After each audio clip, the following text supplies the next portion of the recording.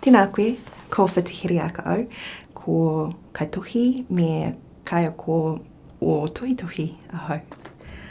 I'm going to read a piece from my novel, whoops, it's upside down, Kurangaituku today. So Kurangaituku is a retelling of the pūrākau Hatupatu and the Birdwoman from the point of view of Kurangaituku. The piece I'm going to read today is about language and storytelling and becoming. So I thought it would be appropriate for this. I called them song makers. They made the world around them sing. Their language mimicked the songs of the birds around them. I could hear the birds' notes in every word. Later, when the settlers came, the song makers would embrace the word for ordinary as their identity. I watched the song makers for years, in the shadows of the forest, in the lee of their barrier. My years, my centuries, my millennia on these islands of birds left me unprepared for the arrival of the song makers. The birds were unprepared too. They'd never encountered a predator like the song makers before. They overpowered the moor. Against 4 or 5 song makers, the impressive stature of the moor seemed insignificant. A riro in the clutches of the kariaria. The song makers hunted them and feasted upon their large bodies until the only place that moor lived was in the stories that the song makers told. The moor, all of the moor gone. The scraps of them in middens, or the bodies of the clumsy, forgotten in tomo.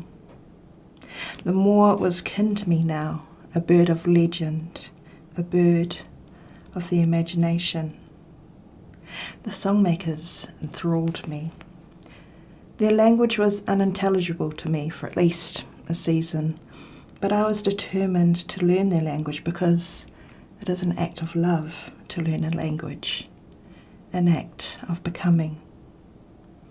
When I finally grasped their notes, I was amazed to find that some of their chatter was about things that didn't exist, speculation on how the world was formed and histories of their ancestors.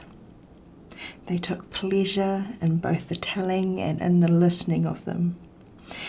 These were creatures of the mind, and I allowed myself to become enamored by their words. I bound myself to them as I've bound myself to you. I gorged myself watching and listening to the song makers. I wanted to feast on the endless stories they seemed to possess. I wanted to possess such an imagination, the ability to see this world anew through their eyes, consume their thoughts and absorb their imagination. I would use their imagination against them just as they had used the moor's body against itself.